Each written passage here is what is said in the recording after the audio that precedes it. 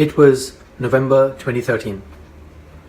I was roughly a year and a half into this journey of inquiry and personal development, and I would like to share with you a little story. I used to do a lot of exercise first thing in the morning. How I started off each day was with exercise, with really moving the body. And how I did this was, as soon as I would get up, have a glass of water and just step out of the house. Within the first 3 to 5 minutes of me getting out or waking up, I would have a glass of water, put on my shoes and out the door. And I would do different forms of exercises. Some days it'll be running, some days it'll be really walking, power walking as they call it. Most days it would be doing Surya Namaskaram or Surya Namaskar or sun salutations as it's called in English. That is something that I would do outside. This day, it was usually dark when I was getting up, so the sun wouldn't have risen. The sun wouldn't have come up before I stepped out. So this was roughly maybe 5 o'clock or 5:15. I went to this nearby park and I was doing my sun salutations or Surya Namaskar. And as I was doing my Surya Namaskar, I had a vision, or maybe it was just a thought. But the mental images I saw at that point was 4 people actually looking at me, and they almost had a kind of a, I really can't picturize the actual expressions, but there was a sense of curiosity and happiness on these people's faces. And I was just doing my Surya Namaskar, and it was such an interesting time, this period, because I was thinking a lot about what everything was, and I was fresh into this journey of inquiry and inquisitiveness and curiosity. And I was reading some books on higher consciousness, things like Power versus Force, Eye of the I, and The I, which is one of the trilogy of David Hawkins' book. So Power versus Force and The Eye of the I got me into thinking about higher consciousness, spirituality, and how religion fits into all this. So as I was doing my Surya Namaskar, I saw that these 4 people had their arms around each other's shoulders. So there were 4 of them just standing as if they were the best of friends and looking at me. This may sound quite weird, but this is the image I had. And I'll tell you who those 4 people were. There was the image of Krishna, there was the image of Jesus Christ, there was the image of Prophet Muhammad, and Buddha. And yeah, it was a vision that I had. I can't deny that fact. Could be anything, could be just thoughts, could be any beliefs I carried about religion. It was possibly a combination of all that. It was probably because of the books I was reading at that point in time. It was probably because of the inquiry that I was making around about that time. But that's what I saw. And then I was quite excited by the whole, by everything that I saw. And it was quite an exciting day. And I came home and had told my wife, and I was telling my daughter. And the funny thing is, exactly a year later, this happened again when I was returning from my badminton. And as I was driving, I had this, and this was exactly a year later. The reason I remember the date is because it happens to be one of my friend's birthday on that day. And I had these 4 people sitting in my car. So there was Buddha on the passenger seat, and there was Prophet Muhammad, Krishna, and Jesus Christ in the back of the seat. It was again a mental image, but it just occurred to me, it just happened. So this may sound a little weird to some of you, or to most of you, or you may just accept it just the way it is.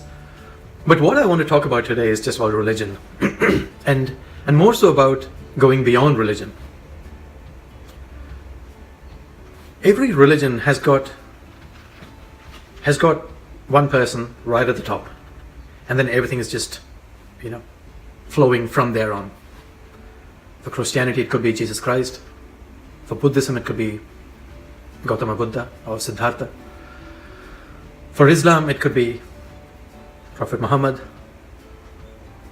And for Hinduism, I don't even know if Hinduism is a religion, but there are hundreds and thousands of names of gods that Hinduism has. I'm not sure if I can pick one name. So what is religion? So if these people are at the top of the so-called pyramid of the religion, why did it become so popular? It's one of the defining factors of how humanity is separated, not just by countries, but more so by religion. Why I say more so by religion is, even though countries have been separated by borders, although not natural borders created by us people, the aspect of religion is bigger. There are possibly, I don't know, some time back I looked at, there were roughly 30 odd religions in the world. There could be more. It's basically just beliefs, just dogma, and it is what we have been conditioned to believe. But going back to these people who actually sit at the top of the pyramid, these people are probably, these are all just my ideas, my thoughts. I don't want to do a disclaimer or anything, but yeah, basically, as I was saying, this is just a way of journaling. And I find this way of communication a lot easier than writing everything down. I did write all these thoughts back then, in my journal. So looking at this pyramid, I was thinking, what is the kind of thoughts, what is the kind of state of mind these people would have been in? And let's take the example of Buddha, because Buddha happens to be, the oldest in this, in these names that I've just given out. Apparently Buddha was born a Hindu, and he was the son of a king. The king's aspiration was the king's only aspiration was to make Siddhartha the king and the greatest warrior the world has ever seen, something like that. However, Buddha, as we all know, although lived a normal, like a royal life, there was a small part within him that was almost pushing him towards inquiry. Why? Questions. He was just asking questions, and obviously then he got married and had a child, and that's when he thought it was time to leave everything and do some deeper inquiry. The way I look at it, I'm sure he must have learned a lot from this inquiry, that he probably started talking to people about it. He must have been in a meditative state for days, weeks, months, and must have got this realization about what everything is, what everythingness is, and on the other extreme, what nothingness is. And I'm sure he got an understanding of what the self was, what the self wasn't, and he may have, or he must have, started talking to people about this. Look, I've had this realization, this is, what we're doing, what life is. I'm beginning to get an understanding of all this. And being a son of a king who's given up everything and gone away, I'm sure there must have been people who would listen to him. And they were open enough to listen to him. Maybe because he was a son of a king, that's why they chose to listen to him. But the fact of the matter is that people did listen to him, and he had some things to say. Now, again, the only way Siddhartha or Buddha would have been able to articulate and express everything to the others through language. Could have been Pali, could have been Sanskrit, not sure. But that's all he would have had. He would have lived a certain experience. but all he had was language to be able to communicate to all the people around him. Now, when a very conscious, a highly conscious, a highly enlightened being speaks words, it comes down to how the other person who's listening to him is conscious, how conscious they are, what's the level of language or their ability to interpret what's being passed on. It comes down to their own level of consciousness and understanding of that language, and how they're able to interpret all the sayings of all the teachings, all these thoughts of the enlightened one, of Buddha. And then these people, the way I look at it, these people may have got an understanding of, oh, this is what, all right, okay, makes a lot of sense. There may have been a few people who got a better understanding than most others, and they would have passed it on to more and more people. And obviously this has evolved only by language and words, and passing all this information through the use of language and words. But we all know life is beyond language. You know, what we are actually experiencing is not language. What we are actually experiencing is this thing called life. Language and words just happens to be a part of this thing called life. Christianity, Jesus Christ, must have been the same thing. He would have had that realization of the truth, of the nothingness, of the everythingness, and he must have started talking to people. And people thought, oh yes, yes. And we start to talk about this. All right, let's follow this person's teaching. It makes sense. Let's understand all this. That's what life is all about. The absolute truth, the everythingness. Now, Buddha was not a Buddhist. Jesus Christ was not a Christian. It was all just people around them who've taken all these ideas and put them and organized them. Same goes with Islam. And many other religions, whether it's Jainism, whether it's Judaism. There's so many religions, and it is all separation, creating more and more separation. Now, even if you are watching this and you say, no, I'm not, I'm an atheist, or I'm not attached to any religion, you're probably as dogmatic as the people who are religious. Because any kind of following or sticking to any kind of a belief system itself is dogma. And what we have to try and understand is what is causing all these belief systems to be ingrained into our minds as knowledge. Do we have the option to step aside from this knowledge and try and have our own understanding of everything, going beyond religion? I'm not saying religion is wrong. All I'm saying is religion is nothing but collective ego. Collective ego. It's, as I was saying in one of my previous videos about the ego. Ego is nothing but a combination of identification and separation. Do you think the enlightened beings would have been in a space of egolessness? Absolutely. And we all have the option as well. We all have the option of living, even in a small way, devoid of ego, without ego, in a space of egolessness.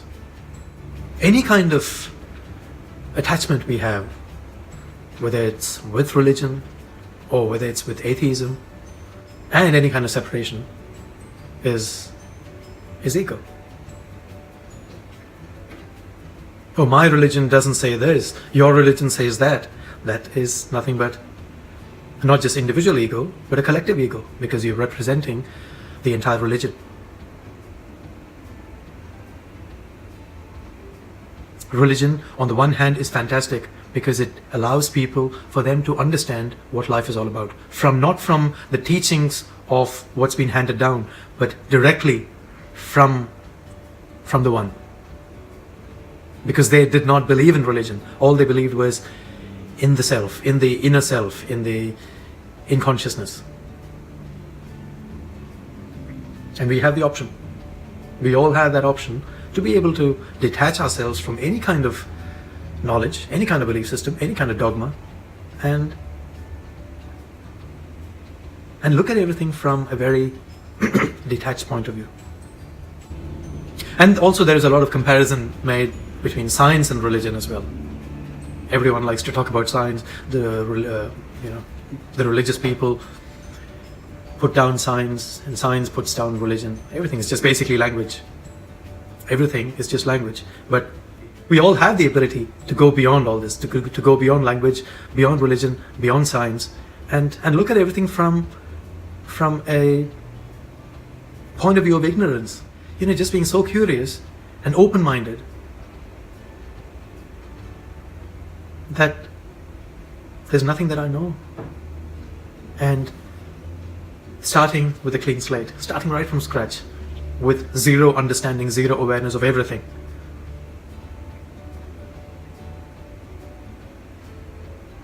Even this thing called God,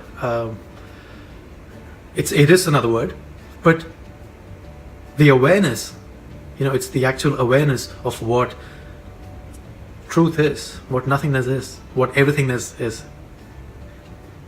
That's what God is. And it's all within each one of us. I hope I don't sound too